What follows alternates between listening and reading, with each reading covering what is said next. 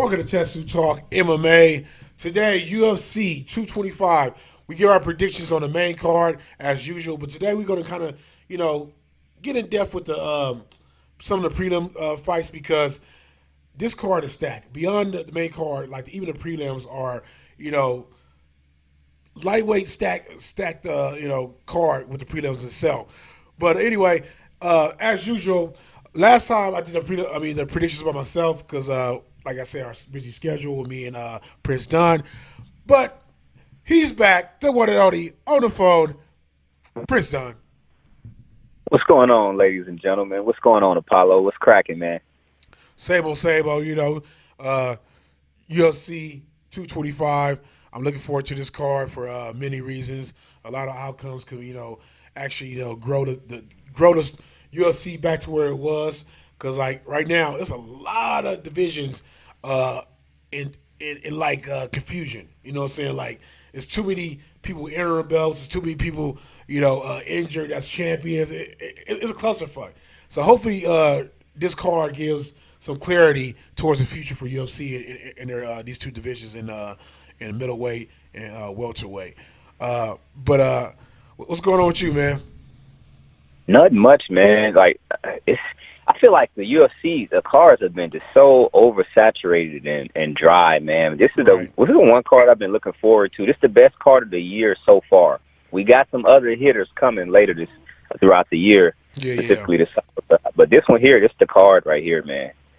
Yeah, like this card is. I mean, I'm looking forward to the Stipe DC fight, but I don't know the rest of the card for the actual event. But I am looking forward to that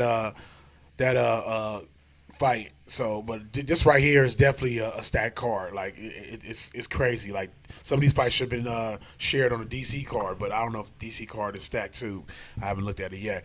But let's get into it because it's gonna be not too long a show, but long enough because usually we do MMA news before we get into the actual predictions and the main card. But since we're going to do something different a little bit, since this card is so stacked, I want to talk about certain fights. This fight is not before these other fights that I'm going to talk about in prelims, but I kind of want to get this story out the way. So first up, I want to talk about Rashad Evans versus Anthony Smith. Rashad. My whole thing about this fight is not really the fight itself, but Rashad as a person that's still trying to either just make ends meet or trying to rejuvenate his career.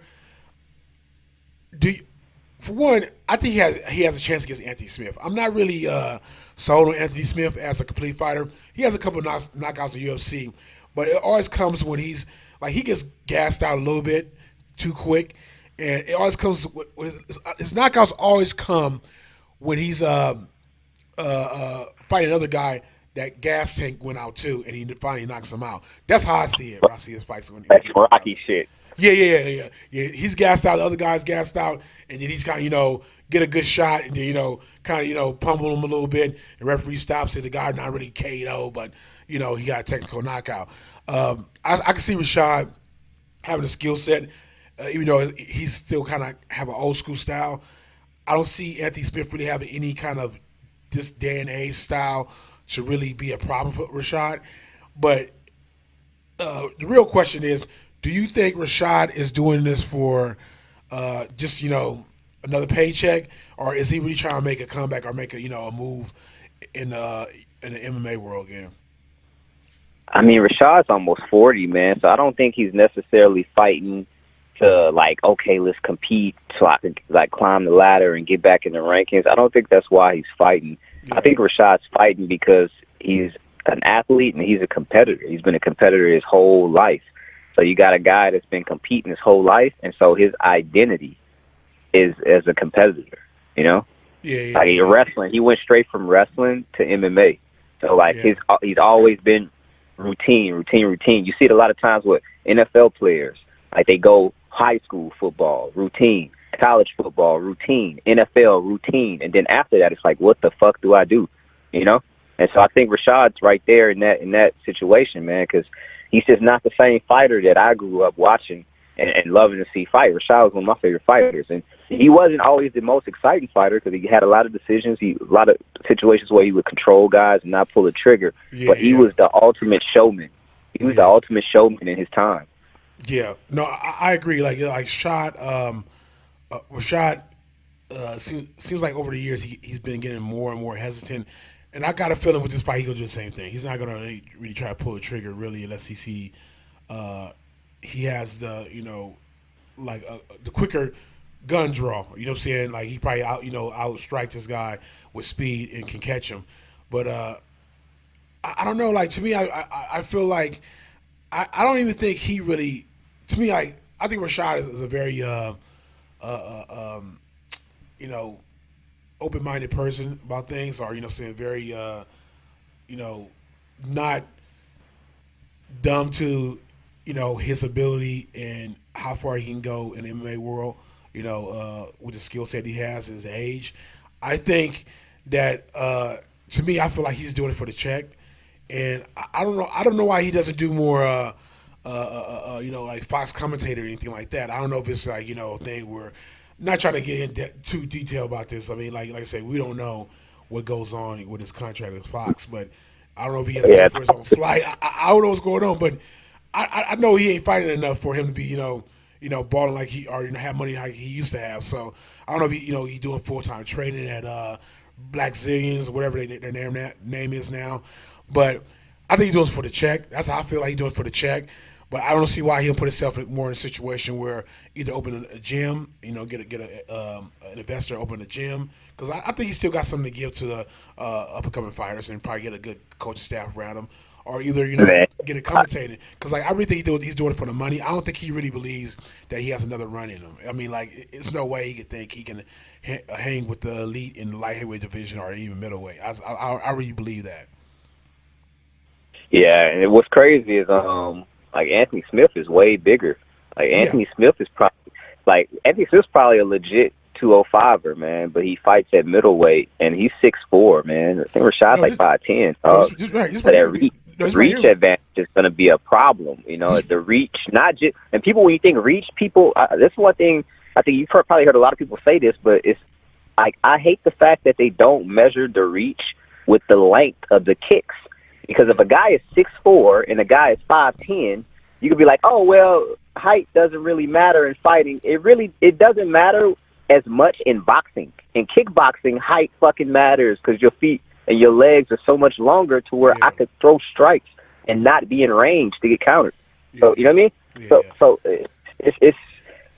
it's a bad matchup. I feel like they fucking screwed Rashad, and they threw him out there to get knocked out by this young kid and try to build this young kid. This kid's like 29 years old. Right. So I think they're trying to build a name off of this kid at the sacrifice of Rashad Evans. And I don't like like that. Yeah, it could have been a thing like they gave Rashad a good, purse to, go in there and, put this know what you should do? Know what you should do? Give him the Lyoto Machida rematch. And it's 10 years later or whatever. You know what? I would love to see that. Lyoto's 40. I would love to see that. Rashad is 38. They're both middleweights. Give him Lyoto Machida that rematch. And you know what you could do? You could make that like a co-main event on a fight night card. And people will be excited to see that.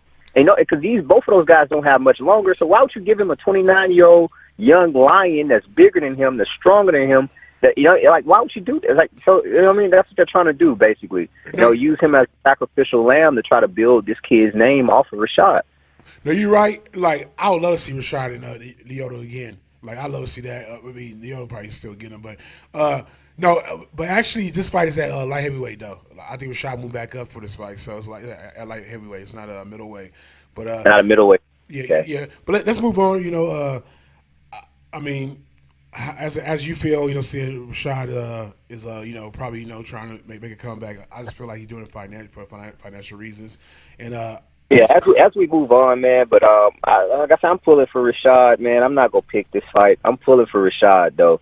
And you see, with certain people in any aspect of life, entertainment or whatever, if you see enough of their personality and their character and the way they respond to situation, the way they respond to comments, you could kind of gauge whether their personality would mesh with yours or not.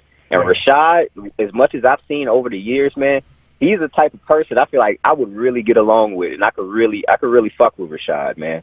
And so I just hate to see a guy like that has so much to give, that loves people, that is very, very like personable with others, Yeah, and yeah, not use his yeah, platform to really help the next generation and put his full commitment into coaching. That's what I would love to see for Rashad. yeah, yeah. Yeah, let's move on. I like to say before we go into our next fight, I want to talk about this weekend. Usually I do the whole UFC card from prelims, from Fight Pass to air prelims to the actual pay per view. But this week I'm doing something different. Like I said, uh, sitting here for a long time, sometimes it can be fun. Like this card is probably the card I should do it for. For the prelims because the prelims are decent prelims. But I'm gonna do something different this weekend. I will start airing live from the Overeem fight on into the actual main card pay per view because I definitely want to comment on the Overeem card. But I'll probably do something where I record myself watching some of the prelim fights that I'm really interested in because I'm gonna watch the whole card anyway, regardless. But instead of me sitting here live streaming, and gotta keep you guys entertained, I'm gonna just do a couple fights from the prelims. I'll probably record and I'll put it up if I got good reactions. But other than that, I still will be on for this weekend. I will put the notification live stream up probably tonight or tomorrow for you guys to know that I'll be on for UFC 225, the main card, but prelims, semi prelim with the Overeem fight to start off. Anyway, let's get into the next fight that I want to speak on, and that's Joseph Benavidez versus Sergio Pettis. What I want to say about this is that I think Sergio's gonna lose this fight. Like, think about Joseph. It's like I feel like nobody could beat him, but probably Mighty Mouse, Demetrius Johnson. My thing is though, if he beats Sergio, I mean, if you look at his streak for the last like month, I mean, like year or two or something like that, he's been on winning streak ever since he. Cause I think he got two. Did he get two title fights against Demetrius or just one? I can't remember. He got two title fights. One Yeah, so was that's what split happened. decision, and Yeah, then the next one he got KO'd stiff in yeah, Sacramento. yeah. So like, that's what happened. Like I had a feeling he had two because usually you'll see like if you win one and then you go on a winning streak for a long time, they give you one real quick. Because it's a good build up.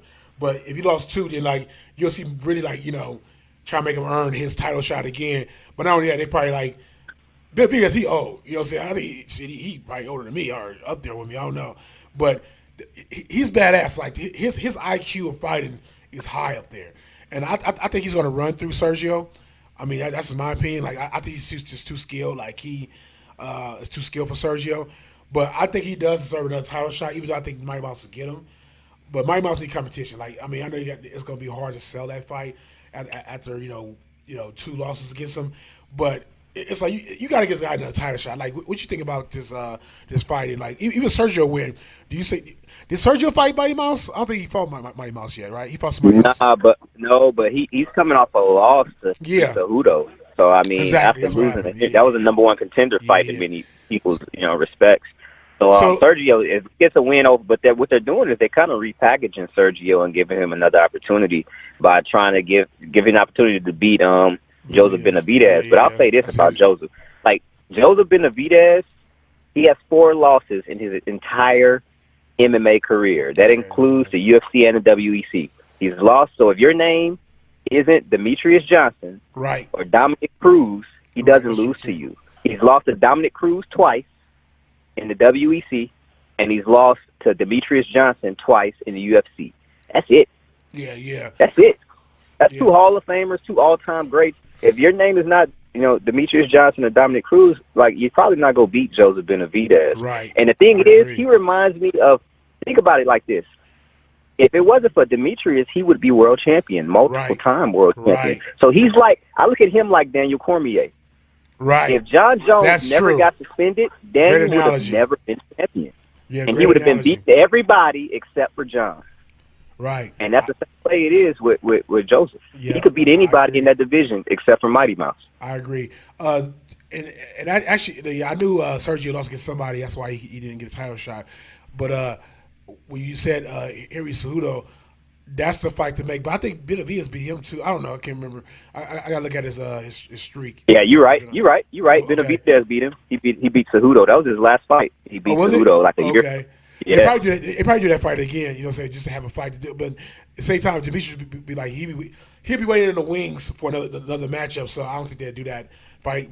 But like I said, like it'd be hard to sell since he lost twice against DJ. But I think that fight is a fight to make, though, dude. Like he deserved it, dude. Like, cause that's a guy like. I think he, like I said, I don't know if he trains at his camp, but I'm pretty sure he'd be a good trainer because like that guy got some plethora of fucking information in his head for fighting, but he just can't get past DJ. That's the only problem though. But I like DJ as champion. I think DJ is a franchise champion. Not saying Benavidez isn't, but I just think yeah, DJ. I think DJ needs to move up. Is go back to the bantamweight, you know what I'm saying? Go bang with those guys. Even though Cody them kind of a little bigger now than him, so that's how I feel about DJ though, because like he cleaned that division out. So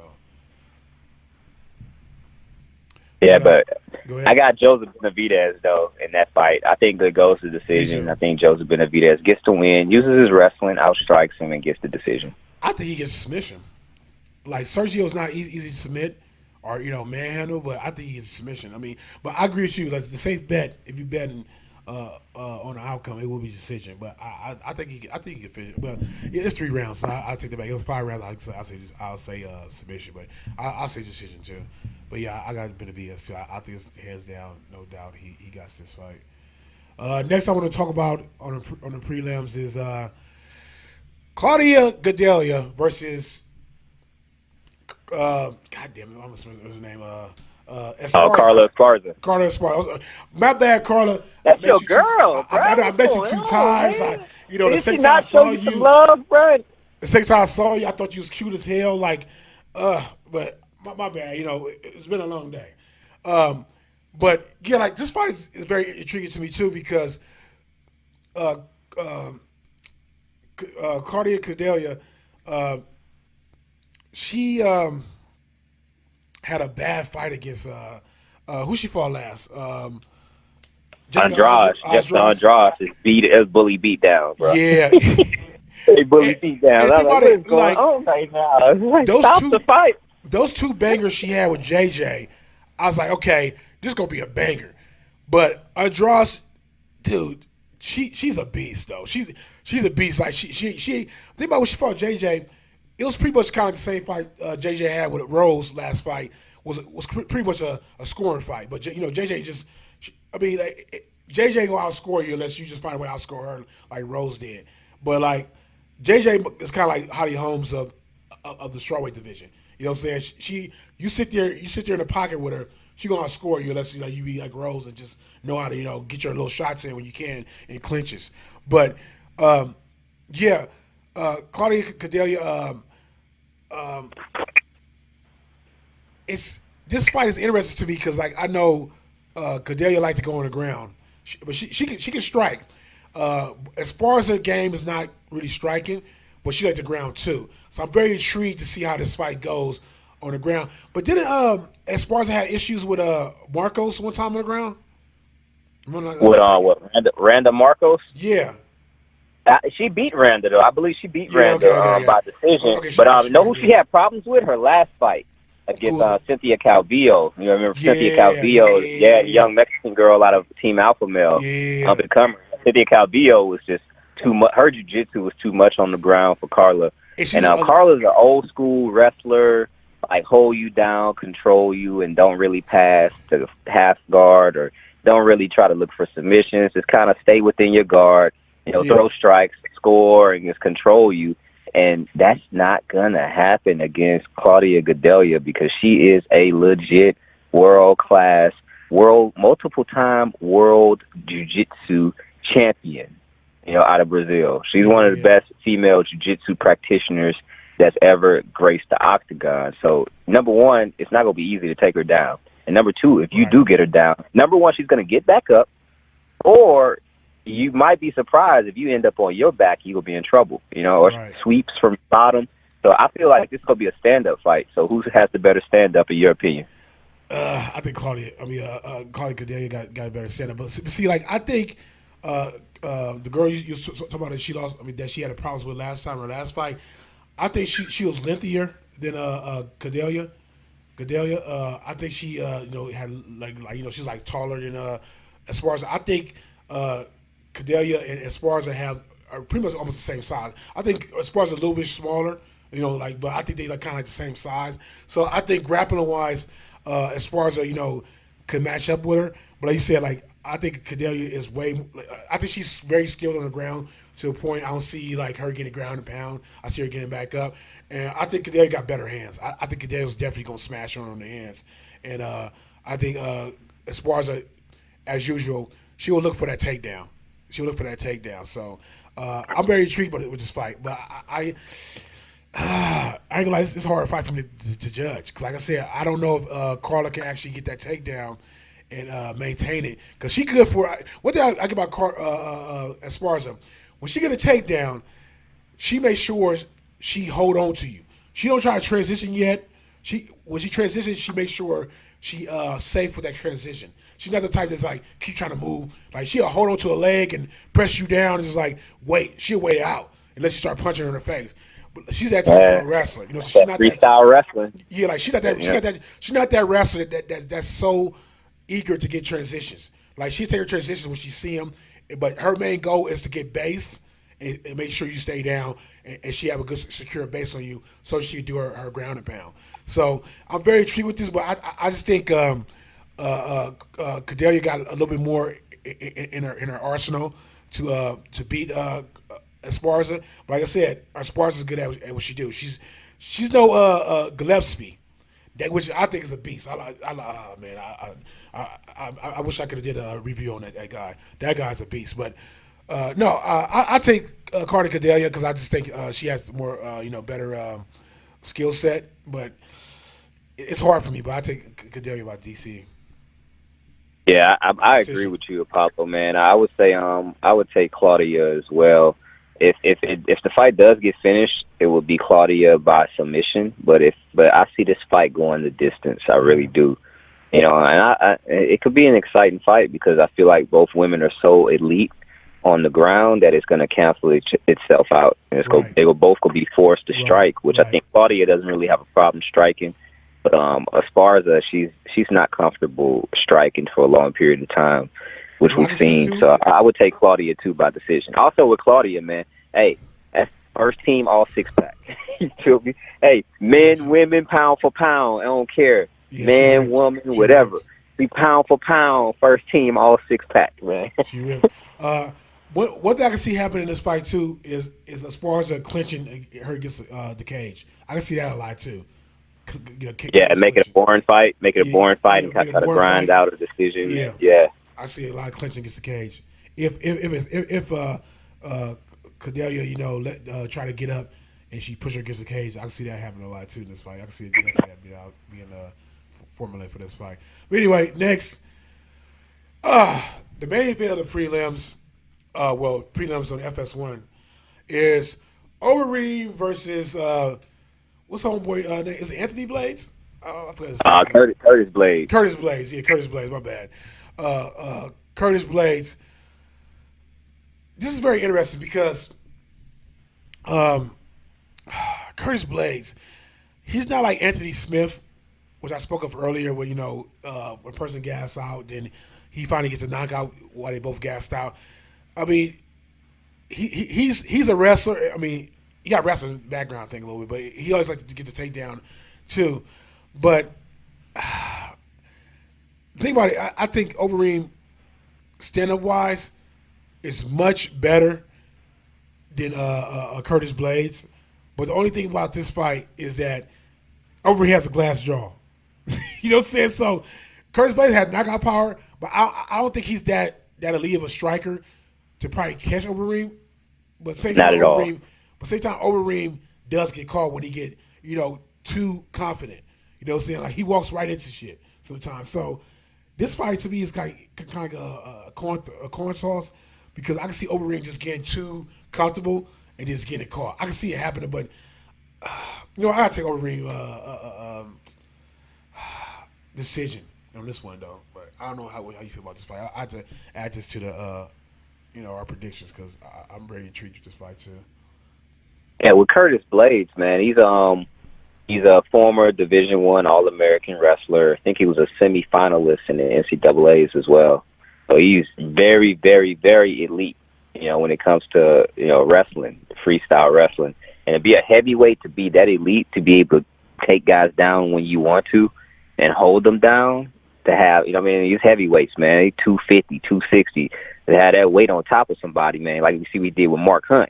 You know what I mean? When Right. Mark Hunt down, Mark Hunt can't get his weight up, let alone your weight on top of it. So, but Overeem, he can't do that to Overeem. Overeem is wrestling, his grappling is a lot Yeah, better than yeah. Mark Hunt. His takedown And defense is good. yeah, but also Curtis Blades, his weakness happens to be Overeem's strength, which is his striking. His striking is very rudimentary, very basic. Jab, cross, jab, cross, hook. You know what I mean? Like it's very, very, very fundamental, Yeah, yeah. basic. Right. And, but the wrestling is the difference, man. Because a guy like Curtis Blades, he trains in Denver in altitude, and he's a wrestler. So he's a highly, highly, highly conditioned athlete, and that is something that is not a strength of Alistair Overeem. He gets gassed striking, and Yeah. striking is the easiest martial art to control your cardiovascular system from not being exhausted. Like you can't control how tired you get when you're wrestling. You can't control how tired you get when you're rolling as far as jiu-jitsu. But with striking, you can control how tired you get because you don't have to throw as much volume or power behind your Yeah. strikes to control your ability to withstand your cardio. And so that's my thing. Like I feel like if Curtis gets one takedown, and even if he don't hold Overeem down, just the mere fact of having to fight to get him off of him to get back up, if you Yeah. Alistair, that Yeah. like that, yeah, that's gonna drain him. Yeah. That's Yeah. go. And these guys are heavyweights.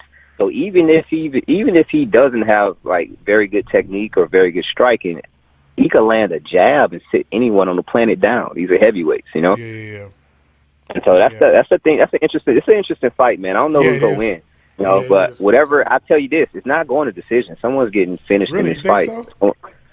Wow. It's not going to decision. Like Overeem cannot go to decision with a wrestler like Curtis Blades, who's as highly conditioned like Curtis Blades, Right. because either Curtis Blades will get a couple takedowns, get Overeem tired, and TKO him, or Curtis Blades is going to get too overzealous, trying to make Overeem work and get caught.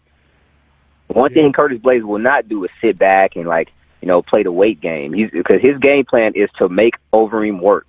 Even if I can't hold him down, even if I'm shooting and he's stuffing and I'm shooting and he's getting down and getting up, I'm making him work, which is going to make him exhausted and tired in the late second round, third round, which means I have the opportunity to get the finish. Or I'll be overzealous and too aggressive, and I'll get caught by Overeem. So someone's getting knocked out for sure.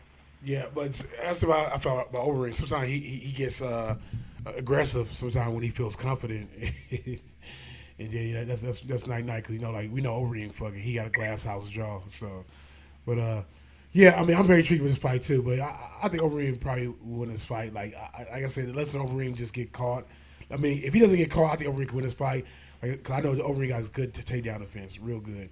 So we'll see how this play out. All right, let's get to the main card. Yeah. We used to talk about this before we got online. Um,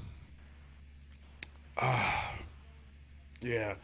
CM Punk versus Mike Jackson. um, so I would say this. I always gotta say this. When I saw CM Punk, like I said, I knew CM Punk. I used to wrestle on cars and stuff like that when he was always cool to me. You know what I'm saying? Yeah, I can't speak for other people, but I'm saying I was some of the few that he was cool to. But it's like I'm here to do my job, so I'm gonna speak my mind. So if he hears this, which I doubt, or he gets word of mouth to somebody, which I doubt, just know this, Phil. I was always cool with you. You know, see, I do my job. So I feel about this fight. I read up on this guy, Mike Jackson. I don't even remember. I don't know if he fought outside UFC and fought Mickey Gall, or did he fight Mickey Gall in UFC? I think it was outside UFC. Was it? Nah, it was in the UFC. It was Okay. his first fight, and it was Mickey Gall's first fight. So it Oh, was a UFC fight. oh, okay. Yeah, I actually remember that fight. That fight wasn't last long at all. Okay. Did Mickey Gall knock him out? No, or he submitted him. I can't remember. He clipped him and he clipped him and then Yeah. took his He back submitted him. and Yeah, choked yeah, him. Yeah. yeah. So here's the thing right here. CM Punk's main skill set, I mean, supposedly main skill set, is jiu-jitsu. Bullshit. Bullshit. And I think Daniel Bryan, who trains jiu-jitsu, is probably run. I already know he runs circles by CM Punk. But Mike Jackson is supposedly supposed to be a Golden Gloves boxer. So to me, I feel like I don't see CM Punk. I mean, nowadays training to stop takedowns is like easy peasy nowadays. Unless you like I said, elite wrestler to a point where you got extra skills that nobody ever seen before are being innovative with your takedowns and sweeping people and shit like that, like doing inner sweeps with your leg takedowns, so shit like that, are able to put your shoulders into their hips and lift them up, shit that other people really can't do that try takedowns. I don't see CM Punk is good enough to be that unique with his takedowns, other than a straight up single leg or double leg. I'm pretty sure this guy Mike Jackson is not that bad to a point where he does not stop takedown, get his underhooks and all that type of stuff. So I think this is gonna be a stand-up fight. What a lot of people did not hear, I think heard during CM Punk's first fight. I forgot the name of the guy that trains him, the main trainer, but he told CM Punk before he went in there, listen to it. Go back if it's up there on YouTube, because usually UFC get free fights. They probably don't want to do that because they don't want me to see CM Punk look bad going to this fight. But listen to what he say before CM Punk goes inside the octagon. He tells CM Punk, just go for it. Just go. He said something like, okay, I don't know word verbatim, but it's pretty much to the point of just go for the overhand. Like just go for it. Like actually try to go for the knockout. And that's exactly what CM Punk did when they fought. CM Punk swung with a crazy ugly overhand, and then Mickey Gall just pretty much ducked and just took him down. I'll tell you, look at that fight. I mean, look at that beginning part when there's a walkout. Before he went to the octagon, his coach tells him to throw that hand because I already know he wasn't confident in CM Punk be on the ground with him. So their whole game plan was CM Punk to hopefully catch him and knock him out. Anyway, pretty sure that they're not going to do this fight. But I think Mike Jackson has good hands. I don't think he's a kickboxer or a Muay Thai fighter, so I don't think he has any kind of skills beyond his hands. He's a Golden Gloves contender. So I think he knocks CM Punk out. I'll just be honest. I'm going to go straight to the point. I'm not even going to analyze this anymore. CM Punk will get knocked cold out, I think. Knocked cold out by this guy. But I hope we do good. I'm not a hater on him. I like the dude personally, but I don't think he's going to win this fight. Man. All right, man. As far as Phil Brooks, I refuse to call him CM. The fact that you're a grown man, Still playing it to your grown wrestling man, name? Yeah. the fact that you're a grown man and you're calling yourself CM Punk, that's a problem number one. And you in your personal life, you actually respond and calling yourself and answering to CM Punk. That's a problem in its all. Like if we see Sting on the street, Sting. Excuse me, sir. That's not my name. Right. Thank you. But so the fact that you're calling yourself CM Punk, and you know what I mean, that's a problem number one. Number two, for some reason, you think that pro wrestling gives you experience to get into an actual fight. That's problem number two. Because if you saw the first fight, he was coming out. He was, oh, what's going on, guys? Yeah, and you came out to your same music that you come out to in the WWE, and you came out like it's WrestleMania or some shit. Yeah. Like you talking to the crowd, you know what I mean? You trying to enter. I'm like, what is going on? This dude doesn't get it. There's some narcissism going on. Right. You call yourself CM Punk as a grown ass man in your personal life. You call yourself CM Punk. That's number one. Number two, you come out to the same music you come out with in pro wrestling. So like Right. now it seems like a joke. Now it seems like what are you doing? You're not taking this Yeah. serious Yeah, he did because that. you're wasting I was my like, time and what? everybody else's time around you. That's what I think. You know what I mean? And then you come out and you're not necessarily serious. You know, you're not necessarily serious at all, and that's an issue that I have. You know. That's Right. an issue I have, but with him, man, I don't know what to expect, man. His hands look horrible. Look like he hadn't been training at all. How you out a year and you still can't throw a straight jab? It's ridiculous, man. It don't make no damn sense to What have gets these guys fighting on the main card. And I don't even know if the UFC. I can see the UFC behind the door paying Mike Jackson off, man, because he's a can too. This man has one pro fight against Mickey Gall, who they only gave him that fight to set it up so he could fight CM Punk. And then all his other fights are amateur. Yeah. I'll be his last fight as well. So it's just a shit show, man. It's a total You, shit. you know what's funny? You know what's funny? What you say? Um, I feel like the whole thing with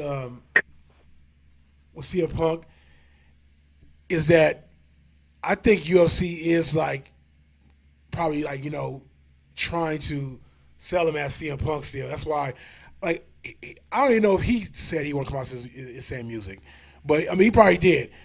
But yeah, like for him to be known, which people say by word of mouth, to come out all the time to training a lot,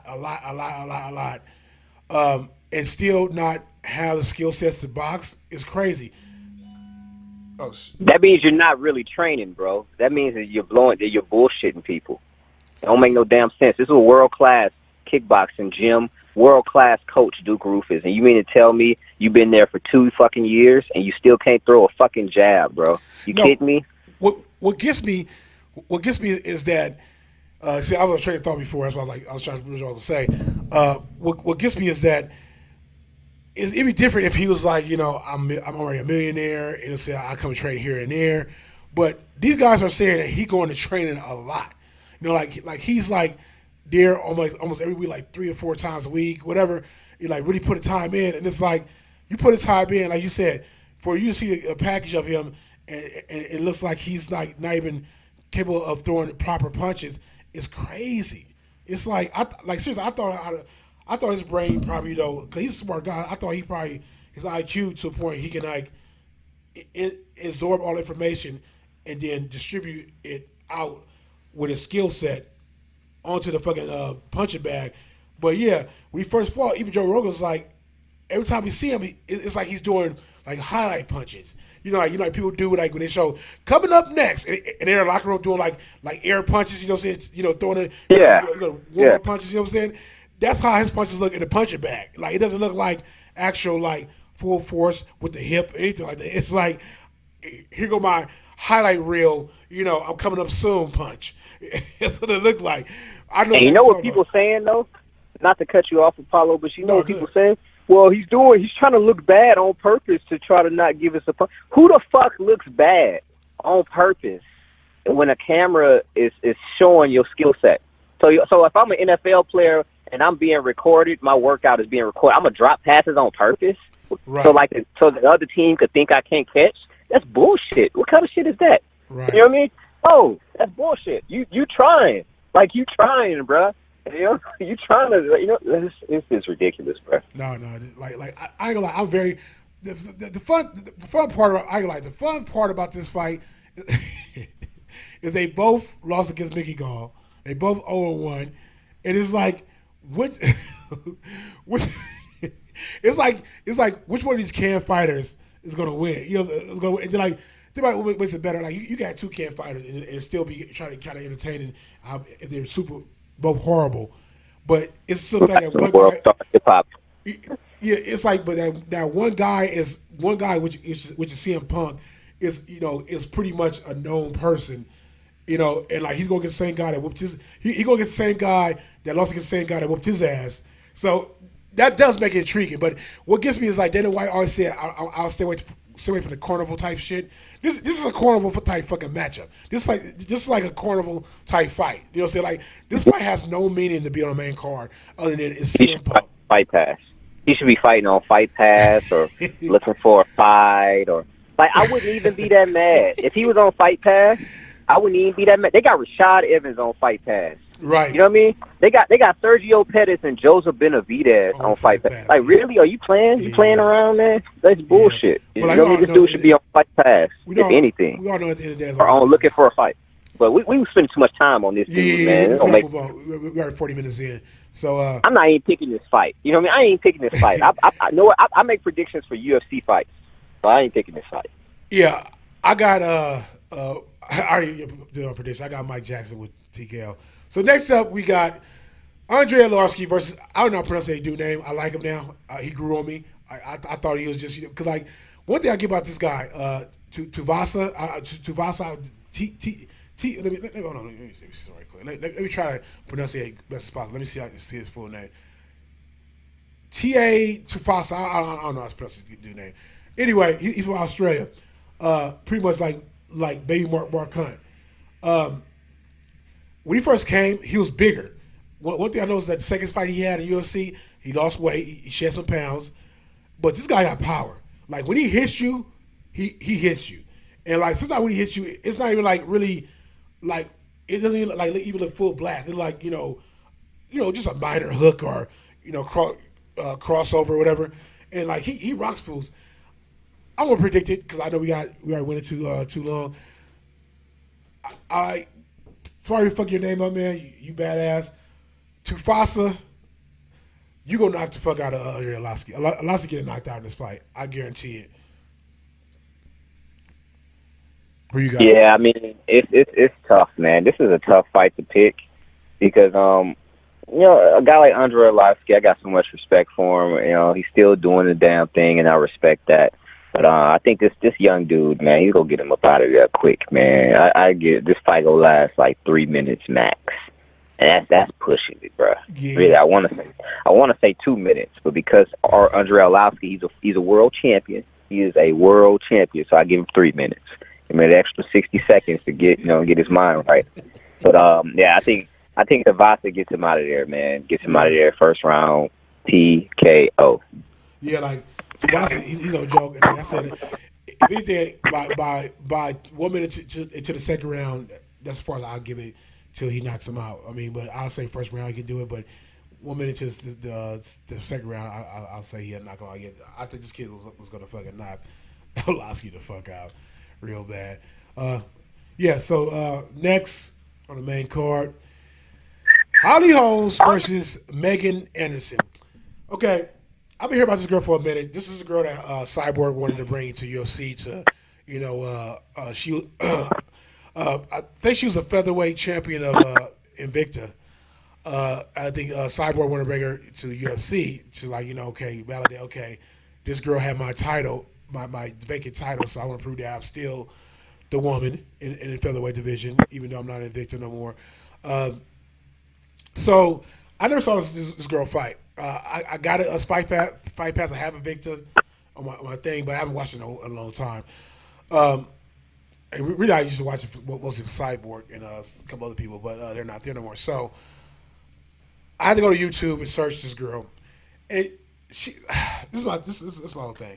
She's not a bad striker, but when I see people fight other people that's not as elite of a striker as a person they're fighting, and like they're getting kind of tagged a little bit, getting tagged in exchanges, I'm like, I don't know, because everybody know Holly Holmes, you're better off just like, picking your shots with her.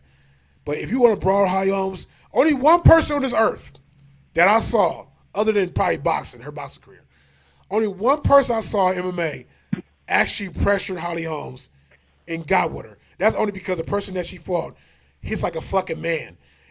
I mean, if you hit like a girl against Holly Holmes, you're like, she got me a little bit.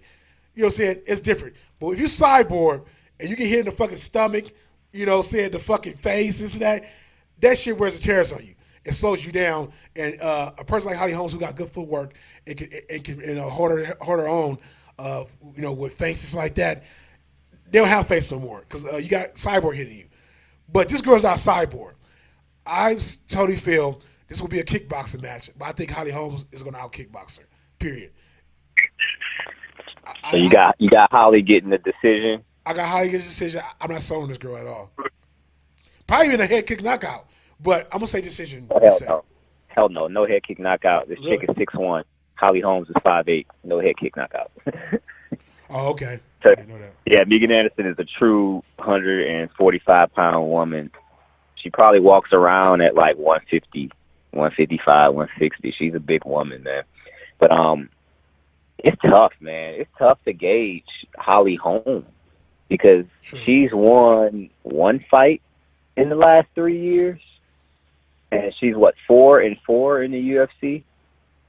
So and her claim to fame was beating Ronda Rousey, the first woman to beat Ronda Rousey and knock her out. It's kind of like the Buster Douglas effect.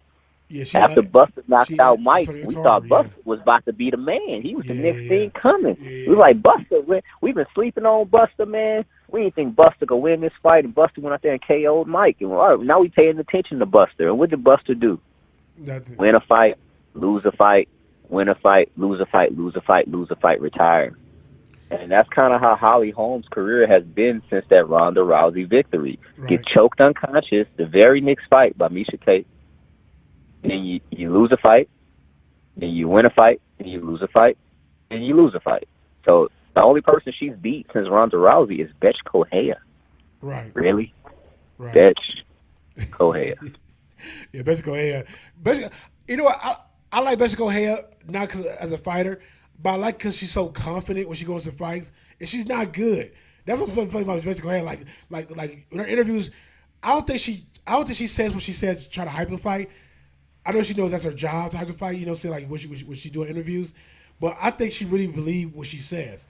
And Betch Correia, like I'm a league kickboxing. To me, I feel like Betch Correia kickboxing is as elite as the people at Bally's that get trained how to do kickboxing in Bally's. Seriously. Oh, that's so disrespectful. Seriously, though, dude.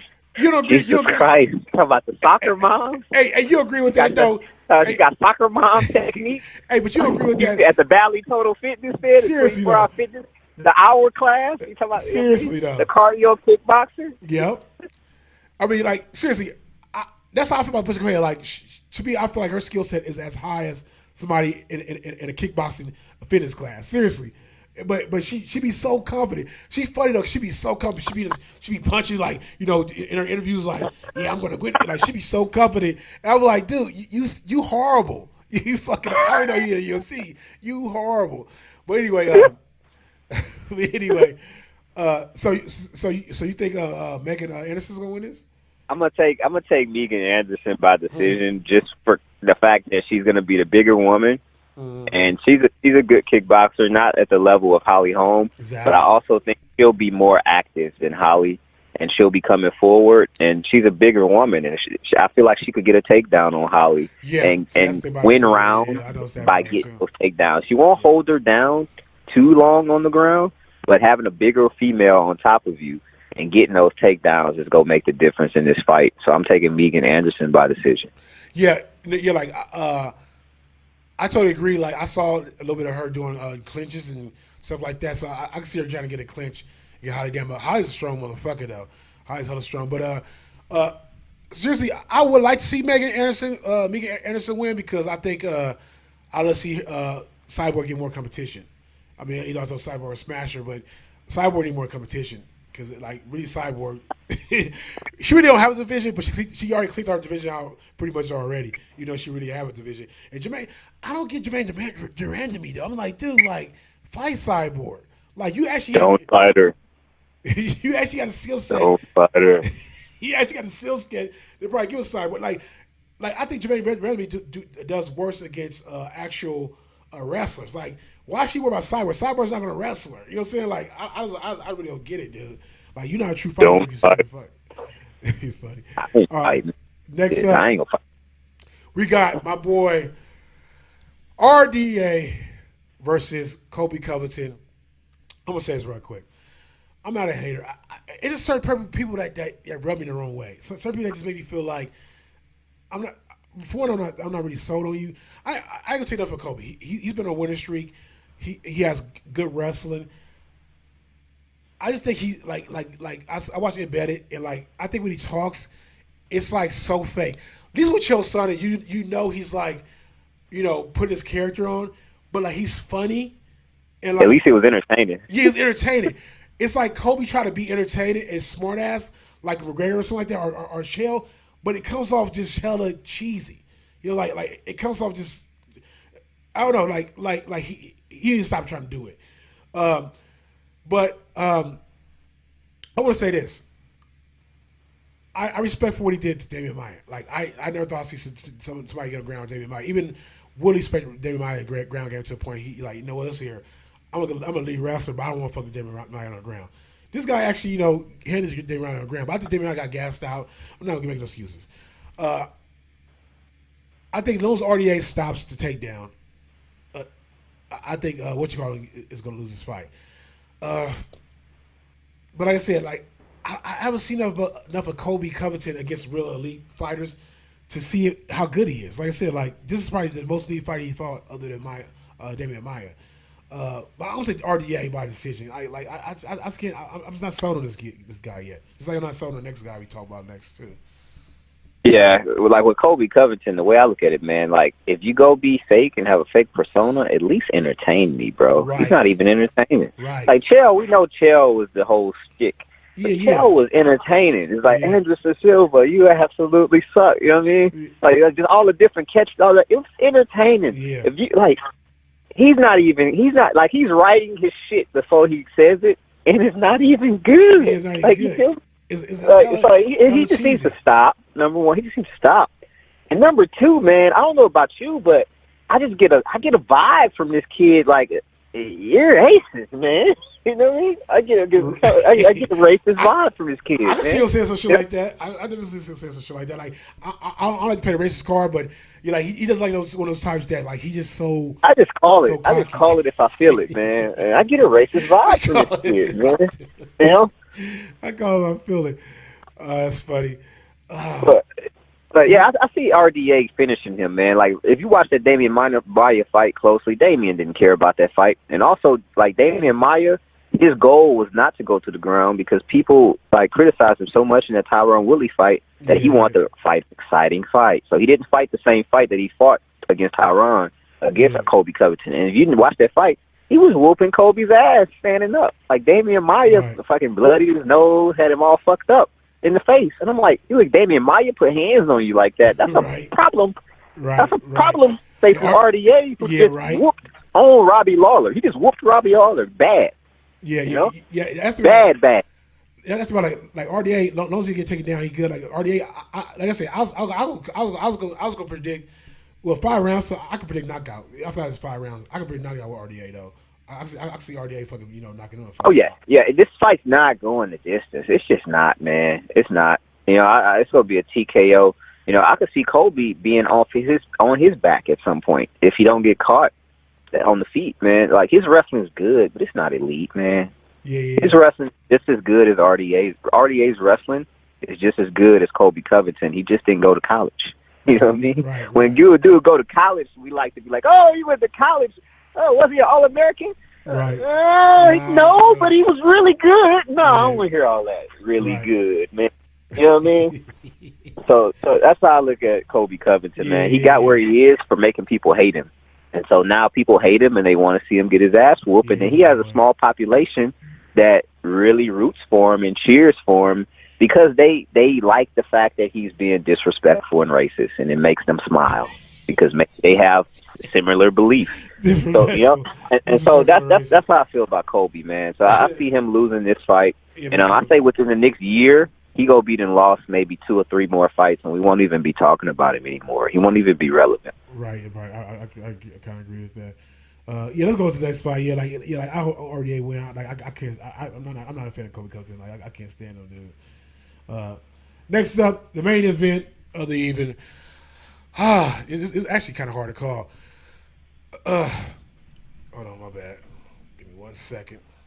Robert Whittaker versus Yoel Romero.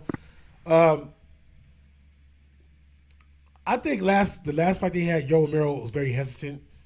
Cause like I said, the vibe I got from it was like, this is my chance to be champion, and I just don't want to fuck it up, type thing. But the other thing I gotta say is that I'm really not sold on Robert Whitaker. Don't get me wrong, he has some impressive wins. But I don't know, I'm just not. He might be a Wyman. It's like his skill set to me. He does everything he needs to do to survive a fight, and do everything he needs to do to concentrate and try to get the win. I can't take that from him, but I just don't see. I don't see anything from him that made me feel like he reminds me of another Wyman. And to me, it's like I never see anything in Wyman. Like I was like, okay, damn, Wyman, he's I see him being champion for a long time. Like I just feel like Wyman was overrated. That's the thing I feel about Robert Whitaker. I don't know. It's hard to say that when you look at his resume, but I just feel like he's overrated. I don't know, but I'm going for Yo Romero. That's my boy. I like that dude. That dude's hilarious. I'll go for Yo Romero TKO by third round. Oh man, my brother. No forget Jesus, my brother. Don't forget Jesus. No forget Jesus. Not gay Jesus. Yeah, Don't yeah. forget I Jesus. swear he said that. But yeah, when I heard it back when you said it, I said, oh yeah, that's what he said, though. Yeah, it's a tough fight, man. It's a tough fight to call because Robert Whitaker beat him last fight after Yeah. blowing his knee out in the second round, and still managed to stuff takedowns and Right. still managed to outstrike him with a blown out knee in the second round. And you would think, okay, Yoel would take him out if he blew his knee out in the second round. But if you watch that fight, Yoel won the first round easy. Yoel won the second round easy. The third round with a blown out knee, Yoel started to gas and Robert started to take over. Yeah, And exactly. I agree and in the with you. fourth round, I gotta watch the Robert fight again, took man. over completely. And in the fifth round, Robert went out there and won the fight, even though Yoel looked better in the fifth round than he did in the third and the fourth. But and so I think about that, and I was like, now a guy like Whitaker, he has the confidence of a champion, Right. and also he's healthy. He's healthy. Right. He's healthy. So I could see him being able to push the pace more. Like, 'cause the last fight, he was more a counter puncher. He wasn't dictating the fight as much because he had to more so react because he had a blown out knee. Because if you overreact or if you overcommit yourself, you'll get taken down. So I think he pushes the pace a little more, and his game plan should be get Yoel tired, get him into the fourth round, and TKO him. And so I see Robert Whitaker getting the TKO. Yoel Romero, I would say late third round or early fourth round, TKO. You say, oh, you got Robert with TKO? I got Whitaker by TKO. I compare Whitaker. He's like the Tim Duncan of MMA.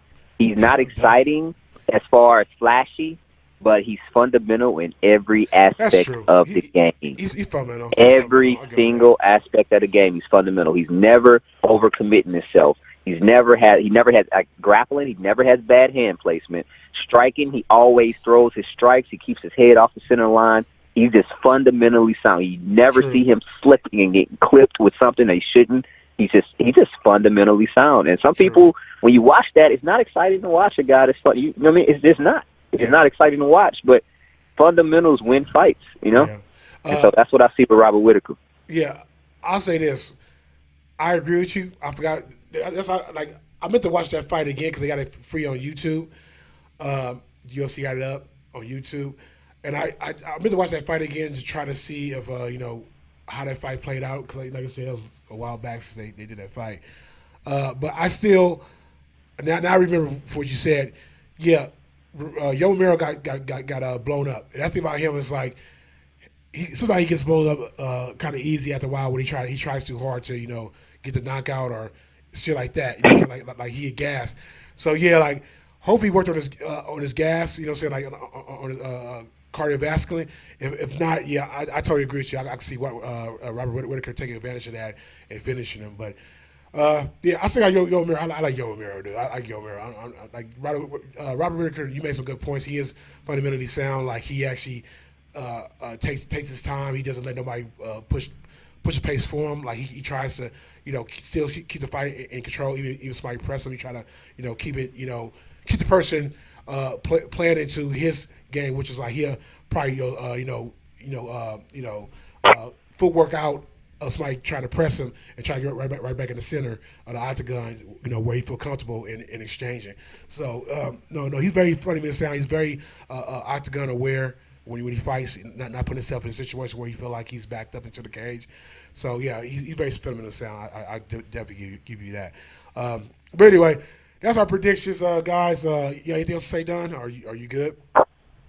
No, I'm good, man. I'm just looking forward to Yeah. this weekend of fights, man. Definitely, and I think we gonna have some upsets on this card. Yeah. I don't think it'll be in the co-main event or the main event, but I think there'll be some upsets in this card, and I think it'll be an exciting card, man. Yeah, that's about it. Like I always say to people, like a lot of people get down on mediocre cards, and I say sometimes the stacked cards don't live up to the hype because you got a lot of contenders and champions that do not want to lose against, especially when it's like a champion and a contender that's actually a good matchup.